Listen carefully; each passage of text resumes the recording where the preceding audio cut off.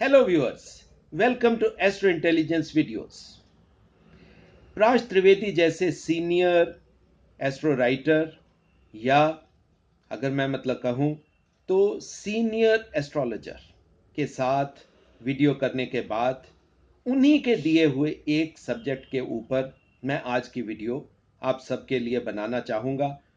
उन्होंने पिछली वीडियो में एक बात कही थी कि 159 एक ऐसा कॉन्सेप्ट है जिसके माध्यम से हम इंसान, उसका मन और उसकी आत्मा, इन तीनों के बारे में जान सकते हैं।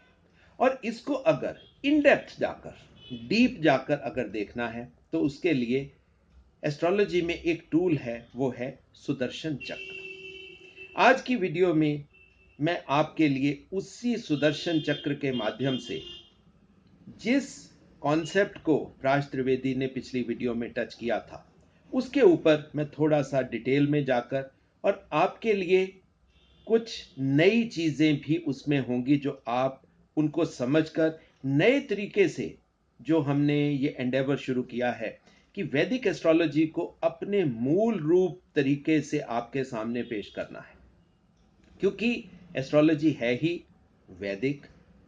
वैदिक से जब हम दूर हटेंगे तो एस्ट्रोलॉजी का, जिसको हम कहते हैं शक्लो सूरत, वो दोनों डिफरेंट हो जाएंगी। जब शक्लो सूरत ही किसी की डिफरेंट हो जाएगी, ना मन रहेगा ना आत्मा रहेगी, तो रिजल्ट्स भी उसी टाइप के होंगे जो आजकल की, जिसको हम कहते हैं कि कलयुग है, कलयुग में जो हो सकता है वो ही हमारी एस्ट्रोलॉजी में हो रहा है। मगर राज त्रिवेदी ने मुझे मोटिवेट किया कि अजय जी, आप मेरे साथ कंधे से कंधा मिलाइए, हम वैदिक एस्ट्रोलॉजी को दोबारा से उसी रूप में वापस लाएं जिस रूप में पराशर जैसे ऋषि ने मन में सोचा था कि एस्ट्रोलॉजी ऐसी होनी चाहिए। सो दोस्तों, समय ना वेस्ट करते हुए शुरू करते हैं। सुदर्शन चक्र। सुदर्शन चक्र एक्चुअल में है क्या? ये आपके ही हॉरोस्कोप्स हैं, जिसको हम पहले D1 चार्ट कहते हैं या नेटल चार्ट कहते हैं या राशि चार्ट कहते हैं। वो आपका मूल चार्ट है। उसके बाद सेकंड नंबर पर आप लें चंद्र कुंडली, यानी कि मून कुंडली, मून हॉरोस्कोप, मून कुंडली, आप जो मर्जी कह सकते हैं, आप उसको लीजिए। थर्ड आप लीजिए आपकी सूर्य कुंडली, यानी कि सन हॉरोस्कोप। इन तीनों को एक दूसरे के ऊपर सुपर इंपोज कर दीजिए।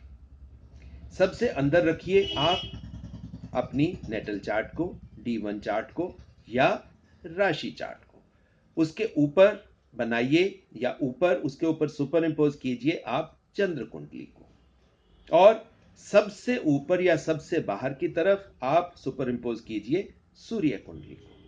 तो ये आपका सुदर्शन चक्र बन जाएगा। अब सुदर्शन चक्र तो बन गया, अब इसको समझना कैसे है ये मैं आपको प्रेजेंटेशन के माध्यम से समझाऊंगा।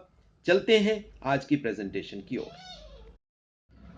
तो ये आपके सामने पेश है एक सैंपल कुंडली का सुदर्शन चक्र। जैसा मैंने आपको समझाया कि सबसे अंदर आप जो नेटल चार्ट है, जिसको हम D1 कहते हैं, ये नेटल चार्ट है। ये उसका first house, second house, third house, fourth house, fifth house, sixth house, seventh house, eighth house, 9th, 10th, 11 and 12th। ये अंदर का चार्ट, यानी कि दिस इज D1 चार्ट। इसके ऊपर आपने सुपर इंपोज करोगे ये, क्योंकि चंद्रमा अब आप देखिए असेंडेंट में आ गया, तो ये चंद्र कुंडली का चार्ट हो गया। तीसरा चार्ट जो सुपर इंपोज हमने किया वो है सूर्य कुंडली का। अब आप देखिए, अंदर D1 यानी कि राशि चार्ट, उसके बाहर चंद्र कुंडली, उसके बाहर सूर्य कुंडली। तो जब इस तरीके से यह बनाया जाएगा, एक के ऊपर दूसरी कुंडली बनाकर सुपर इंपोज कर दी जाएगी, तो ये इंसान का सुदर्शन चक्र बन जाता है। अब सुदर्शन चक्र, हालांकि ऋषियों ने इसे नाम दिया सुदर्शन, यानी कि अच्छा दर्शन, मगर मैं इसको थोड़ा सा यहां पर यह कहूंगा कि सुदर्शन तो ये है, क्योंकि यहां से हमने आत्मा, जीव, या जिसको हम कहते हैं जन्म लेने के समय जो एक एग्जिस्टेंस जिसको हम आत्मा मानते हैं, उसका ये एक अच्छा दर्शन है। मगर हम अच्छे बुरे के फेर में क्यों पड़े? अगर हम इसे स्वदर्शन कहें, यानी कि हम अपने आप को जानना। अब आप देखिए, ये जो सुदर्शन चक्र है, अगर हम इसे स्वदर्शन चक्र बना लें तो हम अपनी आत्मा के साथ, या जो हमारी आत्मा की डीपर लेयर्स में जो चीजें पड़ी हैं, वो भी हम जान पाएंगे इस सुदर्शन चक्र के माध्यम से। अब आप देखिए, इस जातक के लग्न में शुक्र और बुध पड़े हैं, उसके 5th हाउस उसका खाली है, 9th हाउस अगेन उसका खाली है, और ये लिब्रा राशि की कुंडली है। अब लिब्रा राशि की कुंडली है, लिब्रा राशि का स्वामी आप जानते हैं शुक्र है, और शुक्र असेंडेंट में ही आ गया। सो हम यहां पर सीधी बात यह समझ सकते हैं कि शुक्र यहां पर ज्यादा अच्छे रिजल्ट्स देने में सक्षम है, बलवान है। इसके साथ में बुध देवता पड़े हैं। सो इस जातक के अगर हम 159 को लें तो उससे हमें क्या पता लगेगा, इस चीज को हम समझेंगे इसी चार्ट के माध्यम से। अब आप देखिए, ऋषियों ने हमें यह बताया कि जो असेंडेंट हाउस है वो हॉरोस्कोप का सबसे इंपॉर्टेंट हाउस है। अब ये इंपॉर्टेंट हाउस है। सबसे पहली बात कि इस जातक को परमात्मा ने तुला राशि में क्यों भेजा, सबसे पहला क्वेश्चन तो यही आता है। अब तुला राशि में भेजा तो इसका मतलब है कि उसको लाइफ में बैलेंस बनाने के लिए भेजा। अब ये जो बैलेंस होता है, बैलेंस किस चीज में बनाना होता है? बैलेंस लाइफ की दो ही फोर्सेस हैं, एक है बाहरी दुनिया की फोर्स, एक है अंदर इंसान के आत्मा के अंदर उतरकर परमात्मा तक जाने की वो डायरेक्शन है। अब ये दोनों डायरेक्शंस के बीच में जो बैलेंस बनाना, वो लिब्रा राशि का काम है। अब ये जो तुला, लिब्रा, तो यहां पर एक चीज तो बड़ी स्पष्ट हो गई कि इस इंसान के या इस जातक के जन्म का मोटिव उसको स्पिरिचुअलिटी और मेटीरियलिज्म के बीच में बैलेंस बनाना है। अब थोड़ा सा उससे और आगे चलते हैं। अगर तुला राशि है, बैलेंस की राशि है, तो यहां पर दो प्लैनेट्स दे दिए परमात्मा ने। वो कौन से दिए? शुक्र और बुध। अब पिछले वीडियो में प्राश के साथ भी हमने शुक्र के बारे में बहुत डिटेल में समझने का प्रयास किया कि शुक्र असल में है क्या। और जो मेरा ओपिनियन था शुक्र के बारे में, प्राश त्रिवेदी जैसे ऑथर ने उस मेरे ओपिनियन या मेरे स्टैंड को उन्होंने बिल्कुल सही बताया कि जो आप सोचते हो शुक्र के बारे में, शुक्र एक्चुअल में वो ही है। अब किसी तुला राशि के जातक के जन्म स्थान पर, या अगर मैं कहूं असेंडेंट स्थान पर अगर शुक्र है तो शुक्र बहुत स्ट्रांग है। सुपरफिशियली अगर हम देखेंगे तो इस इंसान की लाइफ में लग्जरीज, कंफर्ट्स, लेडीज, चार्म्स, इन चीजों की अधिकता होनी चाहिए। मगर जब सच्चाई में चीजों को हम देखते हैं, इस जातक की लाइफ में ना बहुत ज्यादा कंफर्ट्स हैं, ऐसे नहीं है कि बिल्कुल कंफर्ट्स नहीं है, मगर अगर मैं कहूं ये बहुत ज्यादा लग्जूरियस लाइफ भी नहीं जीता। मगर एक चीज है, ठीक है शादीशुदा है ये जातक, मगर बहुत ज्यादा औरतों के साथ भी नहीं रहता, औरतों के बीच में भी नहीं रहता। अगर शुक्र यहां पर है तो ये कैरेक्टर्स कहीं ना कहीं उसमें होने चाहिए थे, मगर दोनों चीजें उसमें नहीं है, और कहीं ना कहीं वो तो लेडीज को अवॉइड ही करता है। अब आप समझिए यहां पर कि दैट मीन्स कहीं ना कहीं कुछ और डायमेंशंस हैं जहां से हमें उन चीजों को जानना है, समझना है। अब सिंपली सबसे पहले हम एक ही हाउस की बात करेंगे। सबसे पहले हम असेंडेंट हाउस को ही कोशिश करेंगे उससे समझें कि सुदर्शन चक्र से हम असेंडेंट हाउस को कैसे समझ सकते हैं? अब अगर उसकी बेसिक कुंडली में देखेंगे तो यहां पर बुध और शुक्र दोनों प्रेजेंट हैं, मगर जब हम चंद्र कुंडली में जाएंगे तो हमें वहां पता लगेगा कि वहां चंद्रमा और केतु दोनों प्रेजेंट हैं। अब आप देखिए, जो मैंने पहले छोटी सी बात आपको कही कि इस जातक के जन्म में, लाइफ में लेडीज का कोई बहुत ज्यादा महत्व नहीं है, और कहीं ना कहीं ये जातक लेडीज को अवॉइड ही करता है। चाहे उसके मन में कोई फियर्स हैं, चाहे उसके मन में जैसी मर्जी हम साइकोलॉजी की बात सोच सकते हैं, मगर जो फैक्ट्स हैं, बात हम फैक्ट्स की करेंगे, और फैक्ट्स क्या है कि वो लेडीज के बीच में रहना पसंद नहीं करता।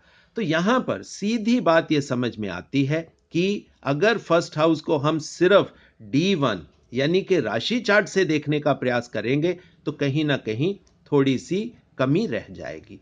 तो चंद्र कुंडली में जैसे ही हम जाते, तो जैसे ही हमने उसके चंद्र कुंडली को देखना शुरू किया और चंद्र कुंडली में भी उसके असेंडेंट हाउस को ही जब हमने देखा, तो हमें उसके साइकोलॉजी की दूसरी डायमेंशन समझ में आ गई। चंद्र केतु होने से हमें यह भी समझ में आ गया कि ये इंसान लेडीज को क्यों अवॉइड करता है, क्योंकि इसके मन में अनफाउंडेड फियर्स होंगे ही होंगे, और वो जो अनफाउंडेड फियर्स हैं ये इस इंसान को एक्सट्रीमली इंपल्सिव इंसान बनाएंगे। एक्सट्रीमली ये इंसान मूड स्विंग्स लेकर रखेगा। बैठे बैठे पार्टी में बैठे बैठे इसका मूड ऑफ हो जाएगा और एकदम से इसका मूड ऑन हो जाएगा। अब चंद्रकन और केतु का जो मिश्रण है ये इस इंसान को मेटीरियल चीजों से डिसोशिएट भी करता है। एक्सट्रीमिस्ट नेचर भी आ गई। अब आप देखिए, जो शुक्र इतना स्ट्रांग होके चार्ट में उसको अपना इंपैक्ट दिखाना चाहिए था, मगर जातक की जिंदगी में वो चीज दिखाई नहीं देती थी। सो जैसे ही हमने चंद्र कुंडली को साथ में सुपर इंपोज किया, वो ही चीज हमारी क्लियर होनी शुरू हो गई। और प्लस देखिए यहां पर ये इंसान, क्योंकि यहां पर अगर हम देखेंगे तो कुंडली इसकी कर्क राशि की कुंडली हो जाती है, और कर्क राशि की कुंडली होते ही एक चीज बड़े आसानी से आप कह सकते हो कि ये इंसान घर से डिसोशिएट फील करेगा। मन इसका घर में होगा क्योंकि चंद्रमा है, मन इसका घर में होगा, मगर घर से ये डिसोशिएट रहेगा या अपने आप को समझेगा। अब आप देखिए, ये चीज किसी भी हालत में नेटल चार्ट क्लियर नहीं करता था। अब और आगे चलते हैं, चंद्र कुंडली की तरफ चलते हैं। इस इंसान की लाइफ में सेल्फ रिस्पेक्ट, स्टेटस, ये सबसे बड़ा इसका प्राइम मोटिव कह लीजिए या सबसे इंपॉर्टेंट मुद्दा है। ये इंसान कभी भी सेल्फ रिस्पेक्ट के साथ, स्टेटस के साथ कॉम्प्रोमाइज नहीं करता। जहां पर इसको रिस्पेक्ट मिलेगी या इसको प्राइम पोजीशन मिलेगी, ये वहीं पे जाता है। अब आप देखिए, जैसे ही हम सुदर्शन चक्र के माध्यम से चार्ट को एनालाइज करना चाहते हैं, तो एक ही हाउस यानी कि असेंडेंट हाउस, जिसको महर्षि पराशर ने कुंडली का सबसे इंपॉर्टेंट हाउस बताया है, उसके हमें 3 डायमेंशंस पता लगनी शुरू हो गई या पता लग गई। तो अब आप आसानी से इस चीज को समझ सकते हैं कि सुदर्शन चक्र के बारे में टिप देने का प्राश त्रिवेदी का क्या मतलब था। प्राश त्रिवेदी लोगों को वैदिक एस्ट्रोलॉजी से जोड़ना चाहते हैं, ये उनका मोटिव है, और इसी मोटिव को उन्होंने मेरे से रिक्वेस्ट भी करी है कि अजय जी, इस काम के लिए, क्योंकि आप वो देख रहे हैं कि पिछले काफी समय से हमारा ये जो चैनल है एस्ट्रो इंटेलिजेंस, ये वैदिक एस्ट्रोलॉजी के ऊपर ही है। यहाँ पर कभी भी फियर्स नहीं परोसे जाते, कभी कोई गलत बात नहीं बोली जाती, हमेशा पॉजिटिव एटीट्यूड के ऊपर ही चीज़ें की जाती हैं। और एस्ट्रोलॉजी लोगों की साइकोलॉजी को इम्प्रूव करने का साधन था, जो ऋषि पराशर ने सोचा था। मगर आज की जो मॉडर्न डे एस्ट्रोलॉजी बन गई है, उसके लिए तो शायद मैं ना ही कुछ बोलूं तो ज़्यादा अच्छा होगा, क्योंकि इतना सब्जेक्ट डेविएट हो चुका है। आज की एस्ट्रोलॉजी सिर्फ और सिर्फ एक फियर साइकोसिस को परोसने में लगी हुई है। शनि राहु केतु के माध्यम से सिर्फ डराने का ही प्रयास किया जाता है, और हालांकि हॉरोस्कोप तो ये चीज कहता ही नहीं है। हर प्लेनेट का एक अपना रोल होता है। हॉरोस्कोप ये कंप्लीशन का प्रोसेस है। आप जन्म लेते हो, जीवन में कार्य करते हो, और कार्य करते कंप्लीशन की तरफ, यानी कि पूर्णता की तरफ अपनी मृत्यु को प्राप्त होते हैं। और इस प्रोसेस में आप कितना डेवलप करते हो, ये बताने का माध्यम ही ये हॉरोस्कोप है। मगर हॉरोस्कोप जब हम D1 को देखते हैं, राशि चार्ट को देखते हैं, तो D1 से ये चीजें समझ में नहीं आएंगी। तो इसके लिए हमें सुदर्शन चक्र की हेल्प लेनी पड़ेगी, या असली में अगर स्वदर्शन करना है तो इस सुदर्शन चक्र की हेल्प लेनी पड़ेगी। अब ये तो हम बात कर रहे थे सिर्फ असेंडेंट हाउस की। अब हम आगे चलते हैं, यानी कि 5th हाउस, जिस हाउस के ऊपर मैंने भी थोड़ा सा काम किया है। और इस हाउस के बारे में प्राश त्रिवेदी ने भी मेरे स्टैंड को बिल्कुल सही बोला। उन्होंने कहा कि ये ही हाउस है जहां पर आत्मा का स्थान है। अब आप देखिए, ऋषि पराशर ने इस हाउस को सूर्य का स्थान माना है। सूर्य जो आत्मा है, जहां से हमें मेन प्रकाश मिलता है, और इस हाउस को बहुत इंपॉर्टेंस ऋषि पराशर ने 5th हाउस को दी है। क्योंकि जहां पर आत्मा आएगी, आत्मा के साथ जो पिछले जन्मों से जो जो चीजें, जो संस्कार आएंगे, वो कहीं ना कहीं उससे जो पहले के हाउसेज हैं, ये जो 4 हाउसेज हैं और ये 5वां हाउस है, ये टोटल आपके जन्म का पैकेज है। आपके जन्म के पैकेज को 5th हाउस से समझा जा सकता है। अब इस इंसान के जातक में अगर हम देखेंगे तो ये एनवायरमेंट या एनर्जी यहां पर एक्वेरियस की है, और he is a very very tough guy. ये मैं आपको बता सकता हूं, क्योंकि एक्वेरियस मिस्टीरियस होते हैं, टफ होते हैं, इनको समझना आसान नहीं होता। मगर अगर इसकी नॉर्मल D1 चार्ट में हम इस चीज को ढूंढने का प्रयास करेंगे तो वो नहीं मिलता कि वो टफ है, मिस्टीरियस है। अब यहां पर सिर्फ और सिर्फ आत्मा को एनवायरमेंट मिलने से ही वो चीज समझ में आ जाती है। 5th हाउस देखिए कितना इंपॉर्टेंट होता है। 1st हाउस सबसे इंपॉर्टेंट, 2nd 5th हाउस, और 9th हाउस ये हमारा लास्ट आत्मा का घर है। यानी कि जहां पर आप इस तरह ले सकते हैं, ये हम चीजें लेकर आए, यहां पर हमारा जन्म हुआ, और जन्म के बाद जो जो कार्य हम करते गए, करते करते साधना भी करी, कर्म भी करे, और हमने आत्मा को स्ट्रांग बनाया या डेवलप किया। आत्मा कितनी डेवलप हुई ये हमारा 5th हाउस बताएगा, ना सॉरी 9th हाउस बताएगा। तो पहले हम बात कर रहे थे 5th हाउस की, और इसी चार्ट को देखने का प्रयास करेंगे। अब आप देखिए, यहां पर कोई भी प्लेनेट नहीं है, मगर दिस पर्सन, जब आप अगर उससे बात करोगे, he is full of wisdom, he is full of radiance, he is ever young. Age हालांकि काफी हो चुकी है इस इंसान की, अगर आप उसके चेहरे से एज की पढ़ने का प्रयास करोगे तो आप गलती खा जाओगे। जब भी ये इंसान बात करेगा, ये बहुत ऊपर की विजडम की बात करेगा। अब आप देखिए, यहां पर तो ये चीज इसके क्लियर ही नहीं होती कि इसमें विजडम कहां पर है, क्योंकि अगर हम D1 चार्ट में विजडम खोजने का प्रयास करेंगे तो वो तो 2nd हाउस में पड़ी है। तो 2nd हाउस की विजडम तो उसकी फैमिली की विजडम हो गई, उसकी विजडम क्लियर नहीं होती थी। सो उसके लिए जैसे ही हम उसके 2nd डायमेंशन यानी कि चंद्र कुंडली में जाएंगे, तो आप देखोगे वहां पर गुरु 8th हाउस का एनवायरमेंट लेकर बैठा है, यानी कि विजडम है और ये इंसान बहुत मिस्टीरियस है। 8th हाउस मिस्ट्री का है, 11th हाउस मिस्ट्री का है। मिस्टीरियसनेस इस जातक को सराउंड करती है। आप हैरान हो जाओगे बैठे बैठे, जैसे ही इतनी आउट ऑफ बॉक्स थिंकिंग आ जाएगी कि एकदम से डिफरेंट पर्सपेक्टिव ये इंसान दे देगा।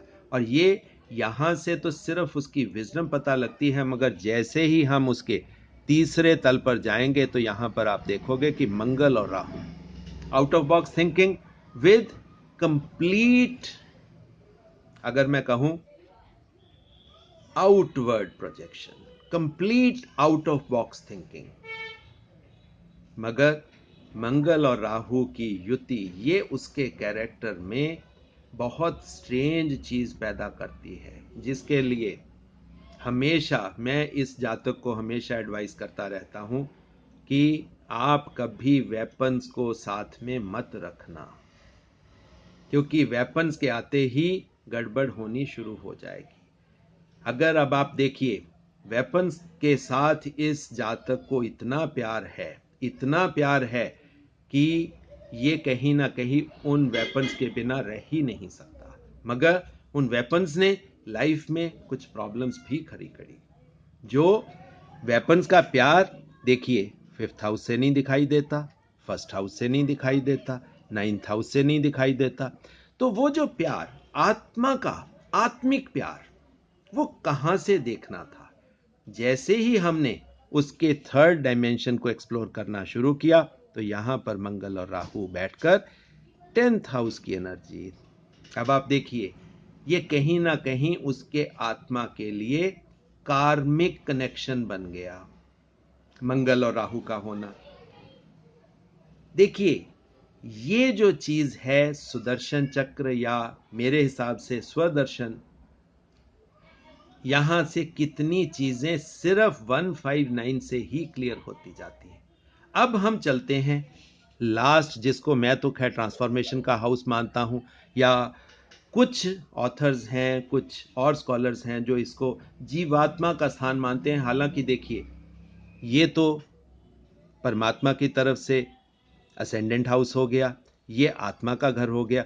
कुछ लोग इसको कह देते हैं ये जीवात्मा का घर है, मगर ये 9th हाउस है, आपका डेस्टिनी हाउस है, आपकी रिलीजियस डेस्टिनी का हाउस है।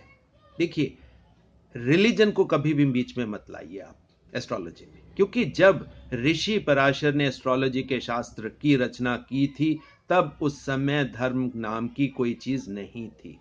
वैदिक शास्त्र थे, लोग परमात्मा की स्तुति करते थे, साधना करते थे, परमात्मा को पाने की इच्छा में स्तुति से लेकर साधना तक सब कुछ करते थे, अपने जीवन को अच्छे ढंग से बिताते थे। तो यहां पर जो आज की डेट में इसको रिलीजन यानी कि धर्म का नाम दे दिया गया, वो ऐसा नहीं था। मैं इसको ये हमेशा ये कहता हूं, this is your religious destiny, यानी कि जो आपकी धार्मिक डेस्टिनी है वो ये है। एक्चुअल में धर्म क्या है? धर्म इज जुडिशियस डेस्टिनी, और जुपिटर हमेशा ये रिलीजियसली जुडिशियस प्लैनेट है। और यहां पर अगर आप देखोगे इस इंसान के, तो ये इस इंसान के यहां पर एनवायरनमेंट है जेमिनाई एनवायरनमेंट। ये जो चीज इसकी यहां पर आती है, he is never sure about himself, he is a very senior person, मगर जब भी आप बात करोगे वो हमेशा क्वेश्चन मार्क अपनी डिसीजंस के ऊपर ही लगाता दिखेगा। अब आप देखिए यहां पर जब हम उसके मन के तल पर आओगे तो 9th हाउस से आप सीधा प्रेडिक्ट कर सकते हैं कि इस इंसान की या इस जातक की लाइफ में कोई बहुत ज्यादा इंप्रूवमेंट नहीं हुई मन के लेवल पर, क्योंकि चंद्र कुंडली है। चंद्र कुंडली मन के लेवल की कुंडली होती है, आपकी साइकोलॉजी की कुंडली होती है। यहां पर मन के लेवल पर ये इंसान यहां पर भी कमजोर, यहां पर बहुत ज्यादा कमजोर।